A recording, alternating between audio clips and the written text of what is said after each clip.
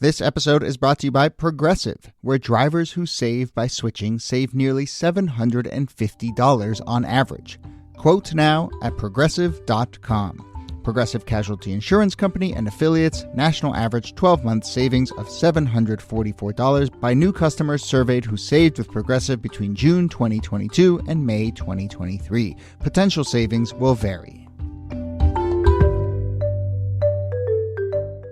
Hey everyone, Jody here, just letting you know that it is the heart of the summer, which means that the members of the This Day crew are taking some little trips, getting some family time in, some downtime. Hopefully you are as well. Anyway, that means that here is a favorite episode from the vaults, but rest assured, we will be back with brand new episodes real soon. See you then. Hello and welcome to This Day in Esoteric Political History from Radiotopia. My name is Jody Avirgan.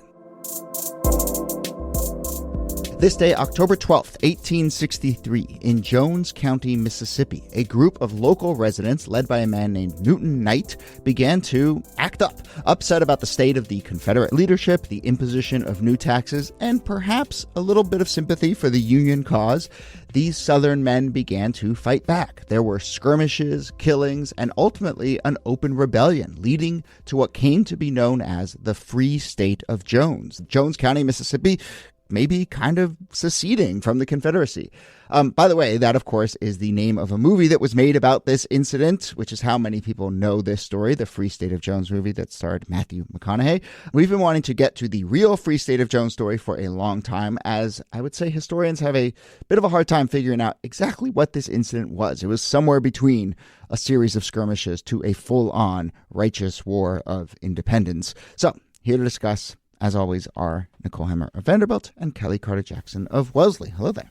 Hello, Jody. Hey there. So before we go to Jones County, Mississippi, which is kind of, I'd say, in the south central Mississippi, but before we go there, can we talk about 1863 in a larger context of the Civil War? I mean, my sense, Kellie, is that this is the year in which the war just really starts to grind and feel like a real... Yeah.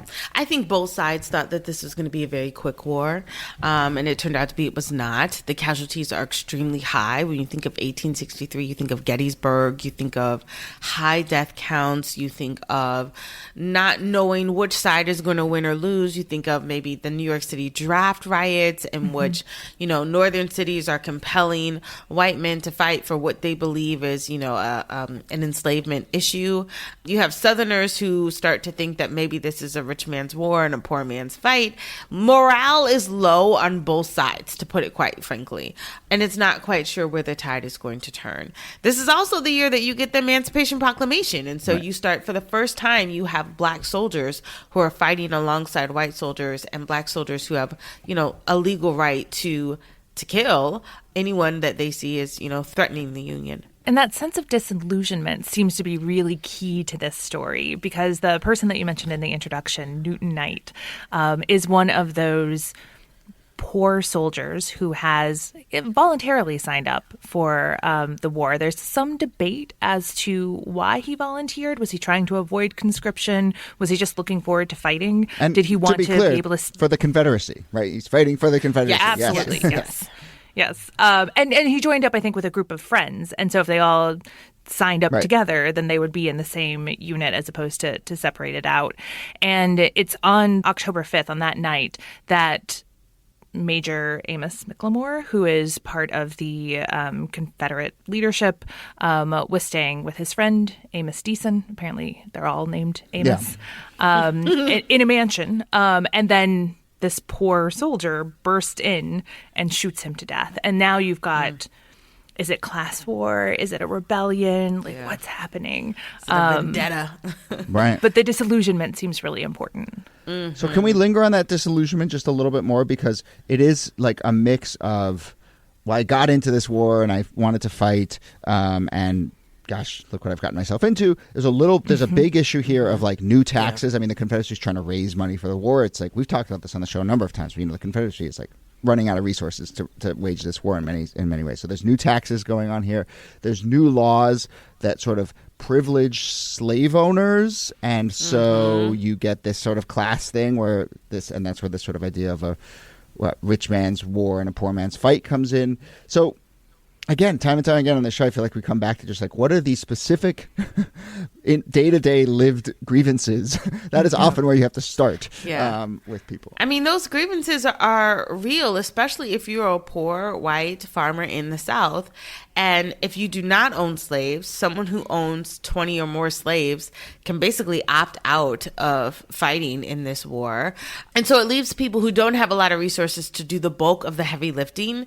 And you have these like Confederate tax collectors that are basically going around and they're taking the horses, the cows, the food, the cotton, any sort of resource that they can find and confiscating it and saying, hey, the Confederate needs this. And that was doing more to lower the morale of Confederate soldiers than actually any Union victory. Right. And so you start to see the tide turn for these poor white soldiers that start to question whether or not this war is worth it and whether or not they're fighting for the wrong or the right side. Right. It gives them a new set of enemies to focus on. Yeah. And moreover, there's a real effort, and this is where this guy, Major Amos McLemore, who comes to Jones County, he's a Confederate major. He's searching for deserters, right? He's searching for people who have left. He's going to capture them or punish them or go after them. And, by this point, our band of would-be revolutionaries are all deserters. They've all kind of like drifted out of the army. They've gone back to their hardscrabble farms and so forth. And so I think that's a huge part of this precipitating event. It's not only kind of dire economic circumstances, but also like now the Confederacy has turned on me and is coming after me. What am I going to do? And so we end up with this series of skirmishes. And I guess we should get to that big question of kind of what do we make of this moment? Because over the course of months, there are skirmishes. You do have this group of Southern white men who are fighting against the Confederacy. I mean, that's the top line headline. But does that count as a Union fight, or does that count as a war of revolution? I mean, what is this? I think it's a little bit of both. Yeah, I mean, it's a rebellion in the ranks. I think that it's not unheard of in war, but it's different from like West Virginia seceding from Virginia to fight on the side of the Union during the Civil War, right? It's a much smaller group with, I think, a different set of grievances. Like, they're opposed now to the Confederacy, but on perhaps different grounds than a lot of the folks fighting. Yeah, I think there's a lot of I think what's so complicated about this is it's not as though these white Southerners are saying slavery is wrong. I think had their needs been met by the Confederacy, they would have kept the fight going. I don't think that there would have been this sort of about face had they not had, this sort of exploitation of their labor and their livelihoods. And I think it does a job to turn the tide for them. But I do think that it's interesting, and it's hard to sort of prove this with the documents that we have available, but it does seem that Knight himself starts to have a change of heart, that he gets a lot of aid and a lot of help from formerly enslaved people. He, not to jump the gun, but falls in love with a formerly enslaved woman. And so his sympathies, I think, change, but I don't think that they represent necessarily the bulk of the group and like sort of a black civil rights, action. That's not what's at the heart of this.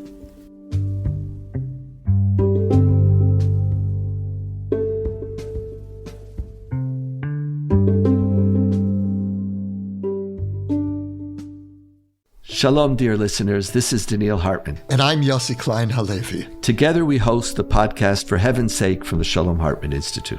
These have been some of the most challenging days for me personally, for Israel, and for the Jewish people. And one of the ways in which I've gotten through this is that I've found solace and meaning through discussions with my dear friend and study partner, Daniil Hartman. And I hope that listeners will join us as we continue to tackle the pressing questions facing the Jewish people here at For Heaven's Sake, which has become the #1 Judaism podcast. Tune into For Heaven's Sake at shalomhartman.org/For Heaven's Sake, or wherever you get your podcasts. And certainly at a tactical level, the Union is happy to have this help and starts, sort of supporting them a little bit. And there's about 600 people or so who kind of are roped into this cause, and they do take up arms against the Confederates. And it's blurry, but I mean, I want to point out, they raise a U.S. flag in Jones County, Mississippi. We've done episodes about rebellions and called them independence movements on much shakier ground than that. Right? Like we did an episode about someone who established a country basically by starting a website. And so, this is taking up arms and raising a flag in the middle of enemy territory and capturing land. Yeah. So it is something. But they don't want to be independent of the Union. They want to be part of the Union, which I think makes it a little different. But I do think it is significant that there's this county in rebellion in Mississippi, narratively, and that it manages least. to stay in rebellion. Yeah. Maybe it wasn't a place worth a lot, but... Yeah, you have a Union dot in the middle of a Confederacy. And, Jefferson Davis gets word of this, and they start talking about the quote-unquote Southern Yankees right in this town. And so it clearly has an effect, on the kind of story of the war. I'm glad you pointed out, Kellie, that Knight has a bit of a change of heart, and there's sort of an interesting personal evolution there. No surprise, from what I gather, I haven't seen the movie. Have either of you seen? I have seen the movie. You have? Okay. You have? Is it wild. good? I mean, it's all right. It's, to me, like, Matthew McConaughey is always playing like the quintessential white savior. Like that's his go-to role. And so, I have a hard time with it, but it's better than nothing. I think that, Would you say that it's all right? I think this is a story that needs to be told. Now, how it's told, to me, is somewhat problematic, but I'm grateful that if you wanted to know more, this might be your gateway into the discussion. Right. Victoria Bynum's book on which the movie is based is like a real work of scholarship and uncovered this really fascinating story, and it's nuanced and all these things. And of course, the McConaughey movie, no surprise. Van Newkirk wrote a review of it in The Atlantic and said, quote, "To say that McConaughey's portrayal of Newton Knight as a white savior perhaps undersells the trope. A better film would have muddled the clean white savior narrative with an actual exploration of what the racial politics of a mixed race insurgency in the South might have been like." And that certainly would have been an interesting movie for all of us, but maybe not the movie that Matthew McConaughey was going to sign up for. Though, McConaughey, if you're listening, got the movie we deserve. or if anyone else who likes the movie is listening, please, offer us a defense of that movie. But yes, we've seen that. And, I would say that movie came out in like 2016. I feel like that movie would be very different if it came out today. I feel like 2016 was kind of the last moment where you could make just a straight up white savior movie. That's so true. We need a reprisal. That's what we need. They'll come back. But yeah. So anything else to say to wrap up this rebellion? I guess we should talk about the actual state of the rebellion and what happens. They don't stay independent. They don't join the Union. Yeah. Yeah, it also doesn't go well for them at certain points in time, right? So at one point in time, they send soldiers and dogs after the rebels, and there are a number of them who are mangled by these man-eating dogs that are released. 10 were hanged. But the core group is able to kind of, as we talked about, stay together and hold Jones County until the end of the war. Yeah. And I will say that the Union acknowledges Knight's efforts. And so they do sort of rope him into a post-Civil War Reconstruction era in which he is, he still has a leadership role in his community. He's still pushing for, the efforts of Reconstruction and what that means to him. And he does go on to have maybe not a marriage, but like a common law relationship with Rachel, and they have children, and he lives well into the 20th century. He dies. Yeah, he's like 92 when he dies. So full life for sure. And there's a Mississippi law in the books that bars the interment of whites and blacks in the same cemetery, but he requests that he be buried there, and he is buried next to his spouse, Rachel, and the epitaph on his gravestone reads, "He lived for others." So there you go. I think we'll leave it there. But thanks to everyone who has suggested this. This has been one that we've long wanted to get to. And yeah, I'm going to find other movies to watch. I don't think going into this, I was like, maybe I'll go watch the movie this weekend, but I'll give you some lists. Yeah. Thank you. All right, we will leave it there. Nicole Hemmer, thanks to you as always. Thanks, Jody. And Kellie Carter-Jackson, thanks to you. My pleasure.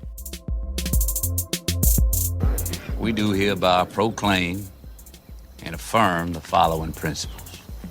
Number 1, no man ought to stay poor so another man can get rich.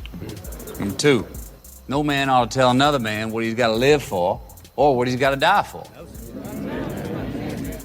Number 3, what you put in the ground is yours to tend and harvest, and ain't no man ought to be able to take that away from you. Number 4, every man's a man. You can walk on 2 legs, you're a man. It's as simple as that.